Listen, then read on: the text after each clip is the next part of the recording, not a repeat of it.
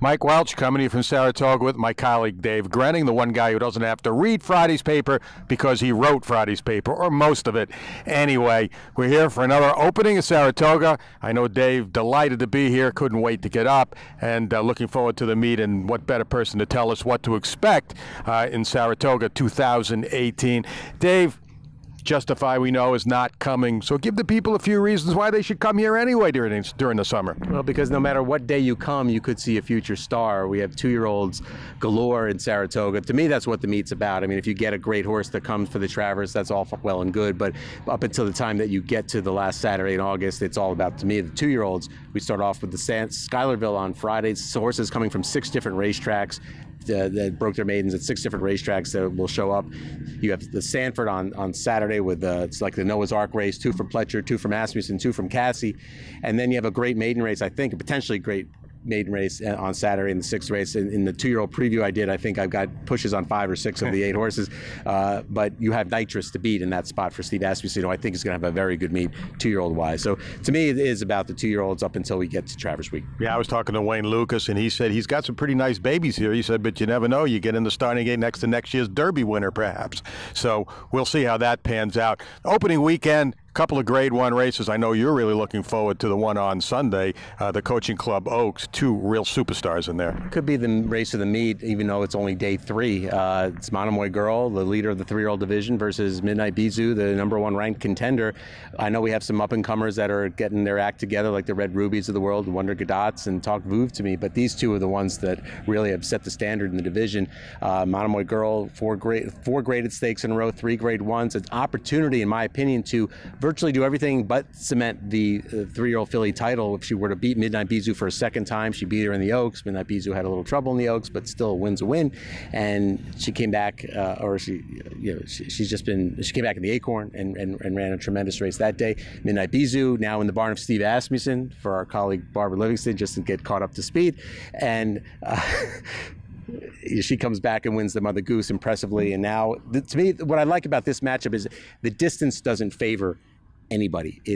This is what Midnight Bijou could do best. This is what Monomoy Girl could do best. They do other things. Midnight Bijou may want the Alabama distance of 1.25 miles. Monomoy Girl did win the Acorn at 1 mile, but this is what they are showcased at. This is the distance that they will meet up in the Breeders' Cup if they get that far, and I just think it's a phenomenal matchup. Okay, those are the 3-year-old fillies. Let's talk about the 3-year-old colts. We know Justify won't be here. That really changes things here. The second half of the year, it's completely wide open in the division. Who do you think we need to focus on here the next 6 weeks? Well, I think the fascinating thing for the Travers to me is a Catholic boy potentially going back to the dirt. And I think more than potentially. I mean, I think everything they've said since the Belmont Derby indicates that they're going to run in the Travers. And I think this horse could be as good on dirt as he is on turf. I think this more upside for this horse as we go along. He tried the dirt. He won the Remsen. Ran well in the Sam F. Davis, got beat, bled in the Florida Derby. We can draw a line through that one, and then he's come back with some 2 good efforts on the grass. But I'm not so sure that he won't be equally as effective on the dirt, and I look forward to seeing him. As for the rest of the ones that come out of the Triple Crown that everyone knows, it's a little bit light, Mike. I mean, if you go back down the Derby, so let's see, Justify won it. He's not showing up. Good Magic's going to the Haskell. I don't think he's a guarantee to come back in the Travers. 3rd was Audible. He's done for the year. 4th is Instilled Regard. He's now with Chad Brown. Hasn't breezed yet. I don't think you'll see him here. Go down. My Boy Jack was 5th. I mean, you keep going down the list, and we're eliminating more than we're gaining. Hofburg, I think, is going to run the Curlin. Vino Rosso, the Jim Dandy. Gronkowski is going to miss the Jim Dandy. They're going to try and train him up to the Travers. I'm still not convinced. I'm not all in on Gronkowski yet. I think the Gronkowski that people are going to want to see in the summer is going to be in your neck of the woods there, participating in the Patriots summer camp. I don't know that the horse is necessarily going to be a star here this meet. Hofburg, Curlin, Vino Rosso, Jim Dandy, Prince Lucky, who won the Easy Goers, out. He's going to miss the Curlin that they were pointing him to.